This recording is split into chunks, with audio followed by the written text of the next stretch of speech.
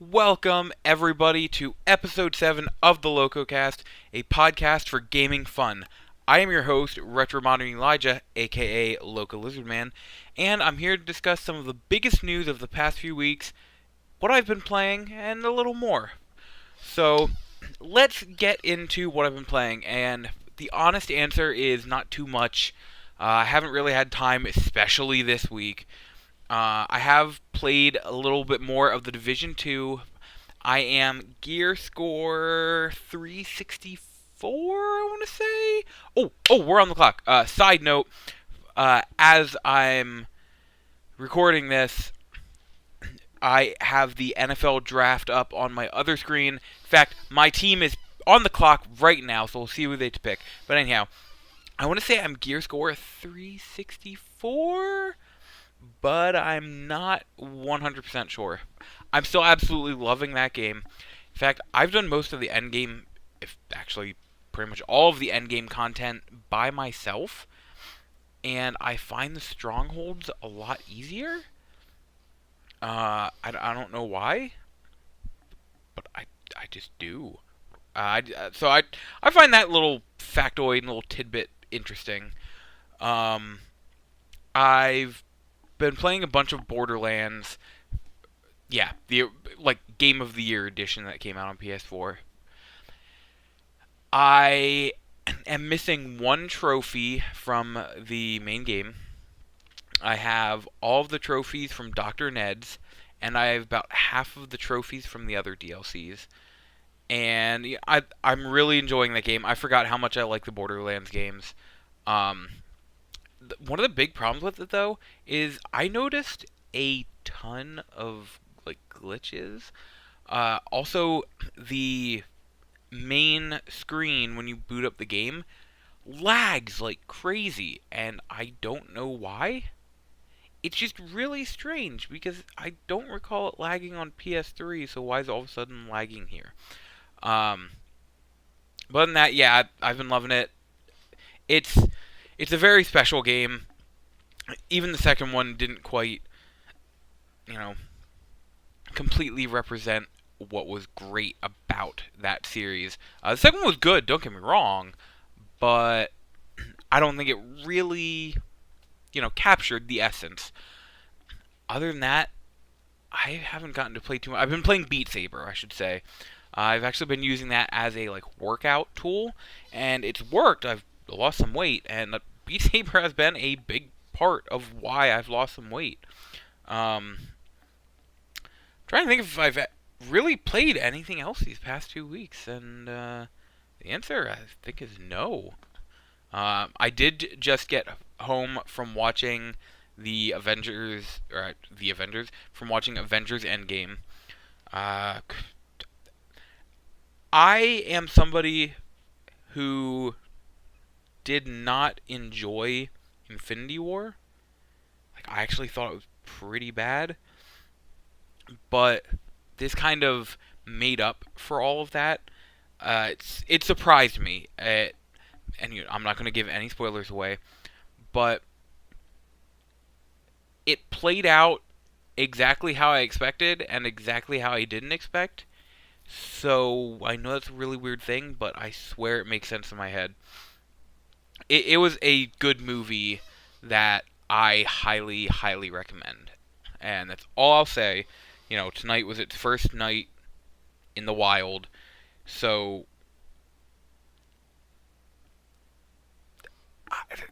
it's go see the movie. Ooh, our pick is in.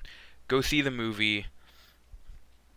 But you know, that's enough for what I've been playing, what I've been seeing. I think we should really, really think about getting into the news. This is where if I had music, I would play some music, but I don't yet. You know, at some point I'll come up with it. So we got some Persona news over the past couple of days, and I lost one, so I need to find it again quick. I think earlier today I heard the collective sigh of every Switch owner in the world. First off, let's talk about the news that hit yesterday. Persona 5 Royale shows off new characters and scenes set for 2019 Japan and 2020 worldwide on PS4. We got a tackle, Andre Dillard from Washington State. Okay. A new Phantom Thief joins later this year. At the end of the first night for the live concert special Persona Super Live 2019, a full trailer for the updated version of Persona 5, called Persona 5 Royal, was shown. There was a ton of new content revealed, including the new party member for the Phantom Thieves, additional areas for social activities, new attack animations, an extra confidant, and a whole bunch more. As for release date, Persona 5 Royal, I keep wanting to say Royale, Persona 5 Royal is set to launch in Japan on October 31st, 2019, and worldwide sometime in 2020. Another thing it adds that it doesn't quite say in this article is it adds a whole new semester to the school year. So, I'm definitely interested in this, but in all fairness, I haven't beat Persona 5 originally yet, so I might do that and then wait for Royal version to drop in price and then pick that up. But let's be real here. That's not the Persona news everybody wanted to hear this week. The Persona news everyone wanted to hear was today we were getting an announcement for the mysterious teaser site for P5S, which everybody thought was essentially Persona 5 Switch. But the truth is a lot less interesting for most. A little more interesting for me, I should say. Persona 5 isn't a Switch port, or Persona 5S isn't a Switch port. It's Persona 5 Scramble, a Musou game. Following yesterday's detailing of a cool expanded edition of Persona 5 coming to the PlayStation 4, today Atlus revealed Persona 5 Scramble, The Phantom Strikers, a Musou action RPG by Dynasty Warriors developer Omega Force, coming to the Switch and PS4. Fans of Omega Force games like Dynasty Warriors, Hyrule Warriors, and Fire Emblem Warriors... Really? No Gundam? Okay.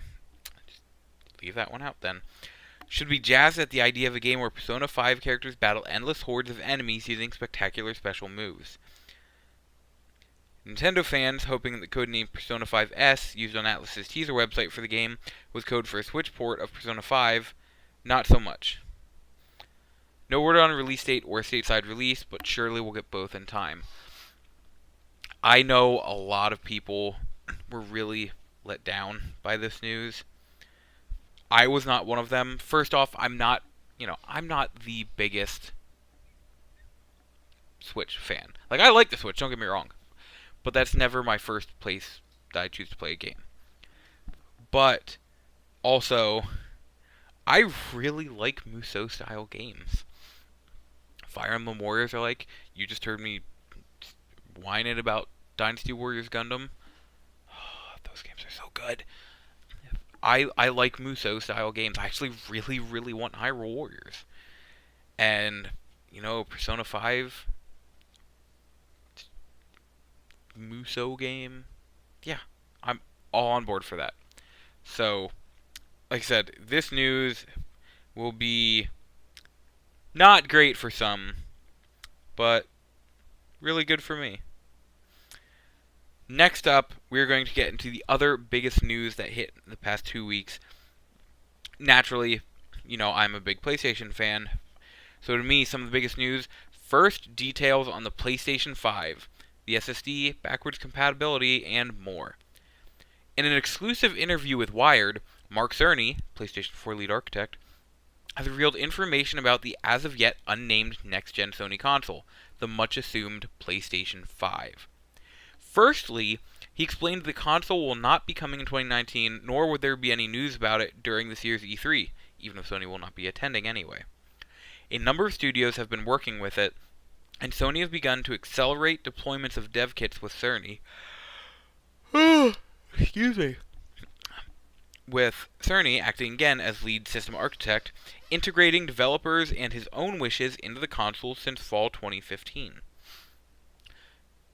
In quotes, The key question is whether the console adds another layer to the sorts of experiences you already have access to, or if it allows the fundamental changes in what a game can be. End quote. In terms of specifications, Cerny stated the CPU is based on the third generation of AMD's Ryzen line and contains 8 cores of the company's 7nm Zen 2 microarchitecture. I don't know what any of that means, I'm going to be honest, and I'm an AMD fan. In addition, it will include a custom unit for 3D audio.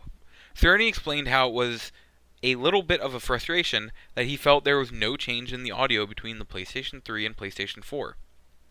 Cerny states the new audio technology will allow for a more surround sound style experience, with Wired stating it will make you feel more immersed in the game as sounds come at you from above, from behind, and from the side.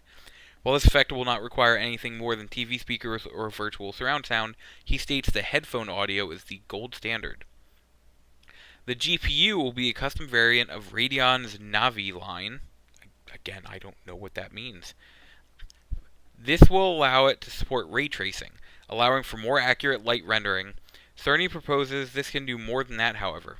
If you wanted to run tests to see if the player can hear certain audio sources, or if the enemies can hear the player's footsteps, ray tracing is useful for that. It's all the same thing as taking a ray through the environment. While the new console, along with rumors of Microsoft's next Xbox, will support 8K graphics, the majority of TVs available to the average consumer are 1080p to 4K at best. Side note, I was actually looking this up yesterday because I was really curious. BestBuy.com has about 6 or 7 8K TV sets available, and I believe the cheapest one was $4,000. So yeah, not quite ready. While major manufacturers are beginning to produce them, their only use right now is in Japan with its 8K broadcast channel and plans to broadcast the 2020 Olympics in 8K. So that would be pretty cool. While ray tracing is something gaming consoles have not managed to achieve so far, Cerny says the true game changer that will be the key to the next generation is the console's hard drive. A common request Cerny kept hearing from developers was for the console to have a solid-state drive. While both PlayStation 4 and Xbox One suffer external SSDs, the integrated SSD sounds impressive from the demonstration Cerny gave to Wired. Basically, what he did is he put the Marvel Spider-Man from Insomniac in a PS4 Pro and activated fast travel. And it took about 15 seconds, the article said. And then he put Spider-Man in this, or I should say turned it on. It was probably downloaded on there. On the dev kit for this next generation console. And did fast travel. And it took less than a second. I believe it said 0.8, if I'm not mistaken. So that's a crazy cut down in time. Also, when he was web swinging, it was so much faster because it could be rendered so much faster because of the speed. And I'm trying to think if there's anything more interesting. Backwards compatibility with PlayStation 4 was confirmed. He confirmed it himself. And while Cerny did not touch on how the new console would work with VR, he simply stated, quote, "I won't go into the details of our VR strategy today, beyond saying that VR is very important to us, and that the current PSVR headset is compatible with the new console." Yeah, that's... I already have a very good feeling that, a new VR headset is going to be coming. It's just a matter of when. And that he didn't say anything, but just the words he used seemed to make it think that that's more... I'm trying to think of the words I want to use. It's bound to happen, we'll just say. Finally, Cerny revealed the next console would still accept physical media. While he did state that Sony are cloud gaming pioneers and our vision should become clear as we head toward launch, the console will support not only physical media, but also... Oh yeah, it's backward compatible. Nothing else was talked about at the time, but that gives us a little clearer on what it's... almost like the power it's going to produce. But then that begs the next question. So this internal solid state drive, which they say is, it seems to be a custom design. They say it's 19 times faster than the best SSD on the market right now. Okay. So what is that going to look like price-wise for us? So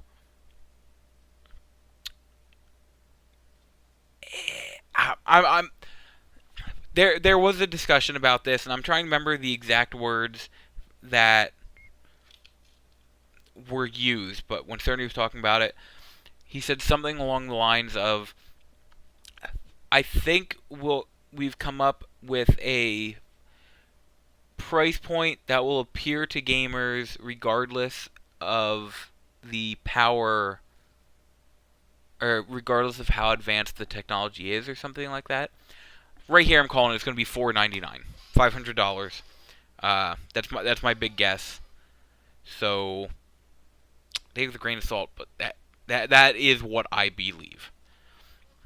Now, while we are on the topic of PlayStation, another very, very interesting article. Let me get to it. There it is. Sony now internally regulates sexual content in video games. Following the news that Sony had begun regulating and censoring sexual content in video games to meet global standards, we've learned the company has adopted a new internal regulatory board to further scrutinize games submitted to be published on their platforms, separate from national rating boards. The news comes from Sony officials, via Wall Street Journal, who confirm the company has new in-house standards that limit sexually explicit content. A spokeswoman said they enacted their own guidelines so, quote, creators can offer well-balanced content on the platform so that gaming does not inhibit the sound growth and development of young people. The spokeswoman declined to confirm when these guidelines were introduced or to elaborate in further detail. Two key factors leading to Sony's new internal crackdown on sexual content are reportedly the Me Too movement in the United States, which Sony officials say pointed to the dangers of being associated with content that some might see as demeaning to women. The second factor is the rise of video channels on YouTube and Twitch, where gamers can stream explicit content from Japan, who traditionally have had lax standards on sexual content. I'm just kind of like concerned their global reputation could be tarnished from sexually explicit content sold in a few markets. One of the biggest concerns is focused on content released in Japan that features near nudity and, quote, images of young women who might appear underage. Oh, I gotta sneeze. I am so sorry. Alright. Where is it? Oh, yes. The news comes the same day as the first detail. Okay, blah, blah, blah. So, this is really interesting because, a lot of... So, when it mentions the more lax standards for, like, sexually explicit content in Japan, they are like the complete opposite of us. In America, something very violent is much more normal, but sexual content is frowned upon much more. Meanwhile, in Japan, sexual content is okay, but violent content is frowned upon. So it's like the complete opposite. So I just find it interesting because, there are a lot of niche publishers and game series get released on the PlayStation. And think about it, the PlayStation is a Japanese console, though it was a few years ago, I believe, maybe a little more, that the head of the game division was moved to California. So the global games division is now headed up in California. But it's just interesting how that takes away a decent chunk of like the Japanese, not culture, but like the Japanese player base has to work with these stricter guidelines, mostly made for a U.S. audience, is essentially what's happening. I'm not saying one way or the other, like, yeah, we should have sexual content in our games, or that, like, nah, we we shouldn't, just take it all out. Like, I have a bunch of games that have sexual content. In fact, the game I've been playing on Vita, Senran Kagura Estival Versus, is full of sexual content. I just need one more trophy. I'm so close. I hope I don't have to play much longer. I just want to be done with it. Oh, I want that trophy. Like, that's full of sexual content. I have other games. The Criminal Girls RPGs.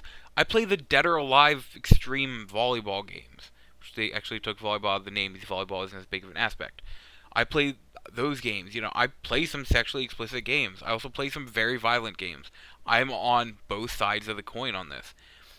The whole underage girls, or, girls who look underage, I totally get that. I mean, all the girls in Criminal Girls pretty much do. I also know the difference that, they're not underage in the game, but I see what they mean by, it's so much easier just to put a video. I put a Criminal Girls unboxing on YouTube. It's so much easier to get that out there, and anybody can watch it. So I can totally understand that. But I just think it's really weird that now they are regulating a console for the whole world based on the worries of one country. So we'll see how it plays out. I know Steam has gotten a little more controlling with their stuff. In fact, I want to say it was Honey Pop, the adult gem matching game, said they're actually releasing an edited version on Steam that you can later download a patch to unedit it. But like on other PC platforms or stores, they're just straight up releasing it unedited. So it's interesting how a lot of places are becoming like this.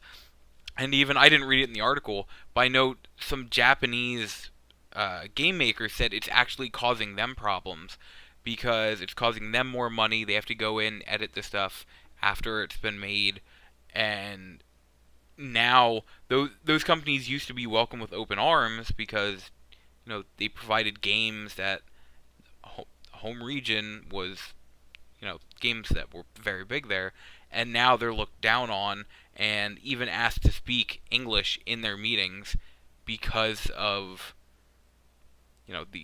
it being globally in the US.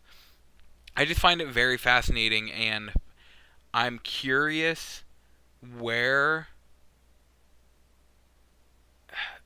it's going to lead, I should say.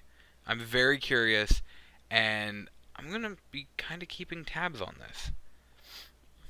Next up, let's go to another console. The Xbox One S All Digital Edition has been announced. I'm going to need to reload the page because it did not load all the way. Cool. Microsoft has announced their new all-digital Xbox gaming console. The new console is actually the Xbox One S minus the optical disc drive and is titled simply the Xbox One S All Digital Edition. A price set at $249.99, and the new digital-only console will launch on May 7th. The console will include a 1TB hard drive and free downloads from Minecraft, Forza Horizon 3, and Sea of Thieves. And I believe one of the rumors, I don't know if this was confirmed or not, is that it also has you get 3 months of Game Pass for like $1 or something like that. I'm not 100% sure. But so I think this console is a good idea. I think it was executed very poorly. Right now, you can get a 1TB Xbox One S with the disc drive and with a copy of like Battlefield or Division 2 for $199. So for $50 more, this console would give you the same pretty much everything, and sure, it has 3 games, but if it is giving you that Game Pass, I'm pretty sure Minecraft and Sea of Thieves are on Game Pass.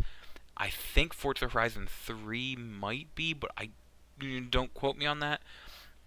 So if it's giving you Game Pass, it's giving you the ability to play all three of these games anyhow. So it costs $50 more taking out the disc drive, and I don't know. It's just it's poorly executed. Like I said, I think it's a good idea, but it needs to be cheaper. Especially if they walk into a store and see the all digital one for $250 and see the one with the disc drive for $200. Sure, I can at least watch my movies then, and it's cheaper. That they made a mistake with the price, and hopefully it drops more, and can be. Hopefully it can live up to what they want from it, I guess is the best way to put it. Now, after the Xbox One Sad Edition, other console news: Nintendo makes first steps in Chinese distribution, of course, via Tencent.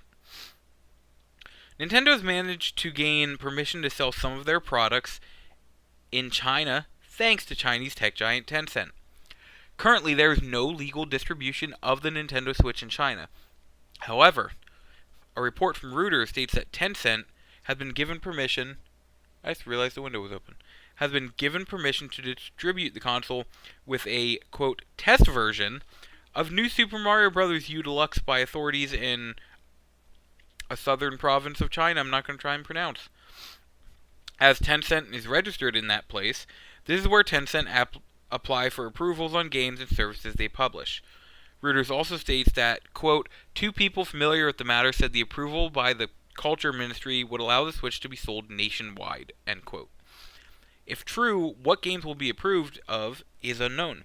China has been notorious in what media it has allowed into its nation in the past, even with the ban on foreign consoles being lifted in July 2015. So, I find this very interesting and good for Nintendo, especially. The Switch has sold gangbusters. But with China opening up now as a potential market, it's sold so much more. Or I should say it will. And that's great for Nintendo. That's kind of a win that they don't have that they deserve. I think it's great. It will sell more. Games. It'll get more in the hands of people. It'll get more people playing. Like I said, I am not a huge Switch fan. I like my Switch. I like a bunch of the games I have on it. But I'm not a huge Switch fan myself. Next up, we have something that's very near and dear to my heart. Star Wars Jedi Fallen Order debut trailer launches. We'll get to the date anyhow. Electronic Arts and Respawn Entertainment have unveiled Star Wars Jedi Fallen Order. The new single-player action-adventure game is launching for Windows PC, PlayStation 4, and Xbox One on November 15th of this year. Here's a brief rundown on the game. Cal Kestis, one of the last surviving members of the Jedi Order after the purge of Order 66, is now a Padawan on the run. Experience this all-new single-player Star Wars story from Respawn Entertainment and EA Star Wars on consoles and date previously said. Is an action-adventure game set after Episode 3, Revenge of the Sith. Develop your Force abilities, hone your lightsaber techniques, and explore the ancient mysteries of a long-lost civilization, all while staying one step ahead of the Empire and its deadly Inquisitors. So, we haven't seen gameplay yet. We've seen a trailer that was all, just here's a cutscene, essentially. It's all pre-rendered and such. I believe in it. Respawn, the story for Titanfall 2 was really good. I really enjoyed that. And it's funny, these people said, you have this company that's known for a multiplayer game. Why are you having them make a single-player RPG? Just gonna say, look at Guerrilla Games.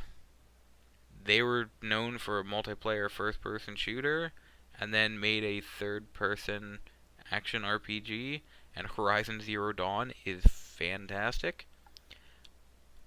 I'm giving Respawn the benefit of the doubt on this one. I think it's personally going to turn out to be a great game. Last of our, I'm going to say the last two of my normal news articles are more just release date announcements, but these are ones that I should say, are big enough for me that they deserve their own spot. First off, Modus Games have announced the second game in the Remothered trilogy. The upcoming sequel is titled Remothered Going Porcelain and is set for a 2020 release on the PC, Switch, PlayStation 4, and Xbox One. The first title, Remothered Tormented Fathers, was a horror title developed by indie developer Daryl Arts.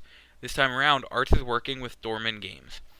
That's about it that we know as of right now. I haven't played Remothered yet, but I want to. I heard it was part 3, but especially now that part 2 will be coming out next year, it makes me so much more interested in playing.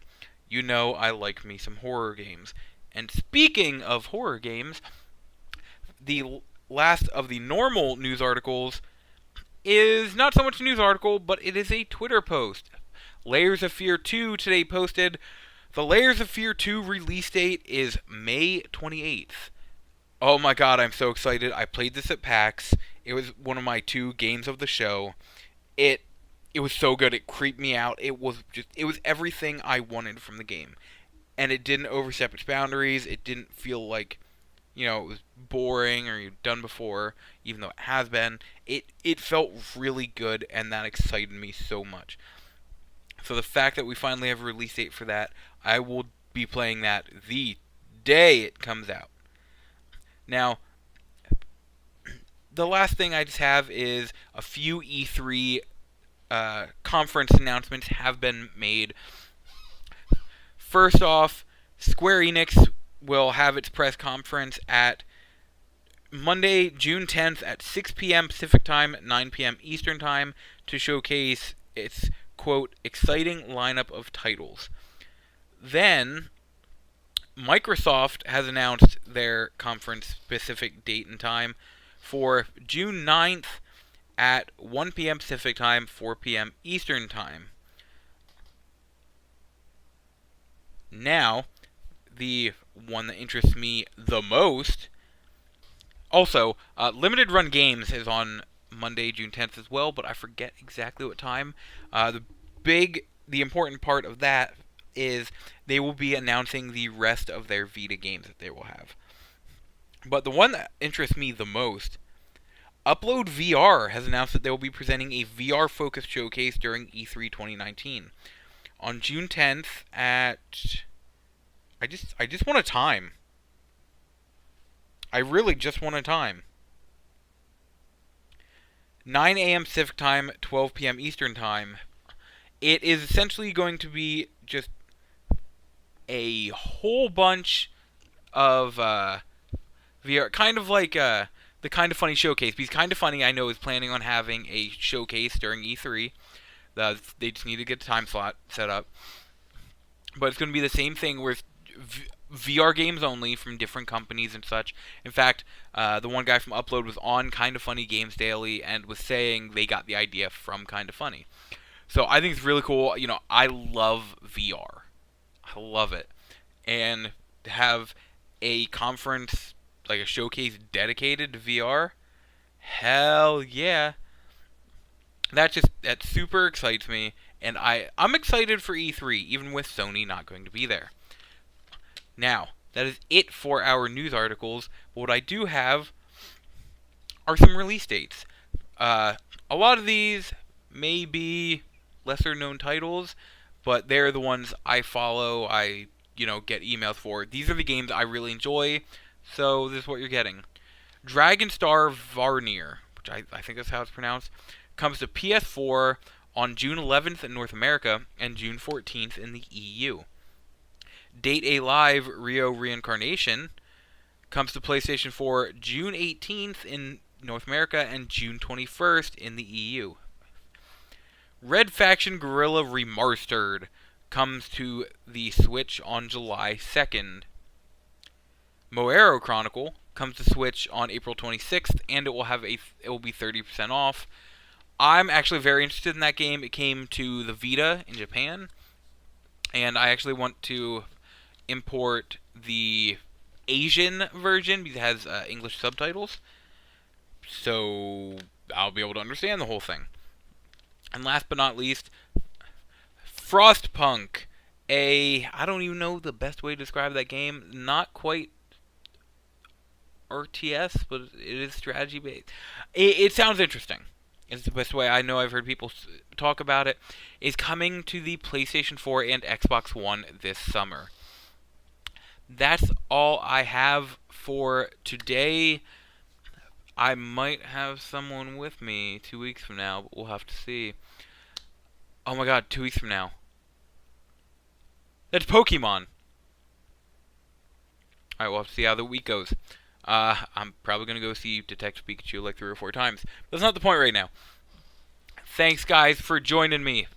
Remember, if you have any questions, comments, or concerns, hit me up at the email locolizardcast@gmail.com. Find me on Twitter at Locolizardman and on YouTube at... I don't have a, special name yet, like special web address yet. So just search for Retro Modern Elijah and you will find me. Until next time, good night, listener. Good night.